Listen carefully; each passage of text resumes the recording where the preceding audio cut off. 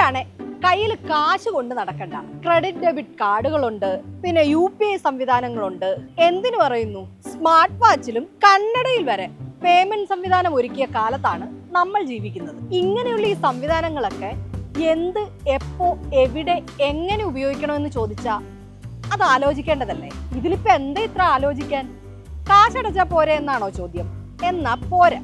എന്താന്നല്ലേ, ഇപ്പൊ ക്ലിയർ ആക്കി തരാം. ക്യാഷോ കാർഡോ ചെക്കോ ഏത് തരം പേയ്മെന്റ് ആയാലും അത് നിങ്ങൾ വാങ്ങുന്ന സാധനത്തിനും തുകയ്ക്കുമനുസരിച്ച് വ്യത്യാസപ്പെടുത്തുന്നത് ഗുണം ചെയ്യും. ഉദാഹരണത്തിന് നിത്യോപയോഗ സാധനങ്ങൾ വാങ്ങാൻ UPIയും പണവും ഉപയോഗിക്കുകയാണ് പതിവ്. പരമാവധി 1000 രൂപ വരെയൊക്കെ അത് ഓക്കെയാണ്. എന്നാൽ സ്മാർട്ട് ഫോണുകൾ, ഫർണിച്ചറുകൾ, ഗൃഹോപകരണങ്ങൾ പോലുള്ള വലിയ മൂല്യമുള്ള ഉൽപ്പന്നങ്ങൾ വാങ്ങുന്നതിന് ക്രെഡിറ്റ് കാർഡുകൾ ഉപയോഗിക്കുന്നത് ഗുണം ചെയ്യും. Buy now pay later, PNPL ഇത്തരം ഇടപാടുകളാണെങ്കിൽ തുകയുടെ വലിപ്പം നോക്കി വേണം എടുക്കാൻ.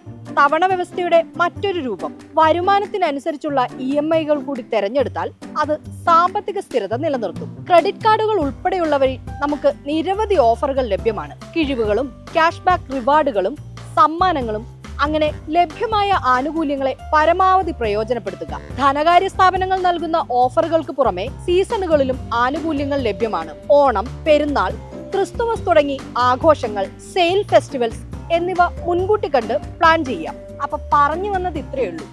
പേയ്മെന്റ് നിങ്ങൾക്ക് ഏത് വഴിയും നടത്താം. പക്ഷേ വേണ്ടത് വേണ്ടിടത്ത് വേണ്ട പോലെ ഉപയോഗിച്ചാൽ ലാഭം നിങ്ങൾക്കാണ്. ഇപ്പൊ ക്ലിയർ ആയില്ലേ?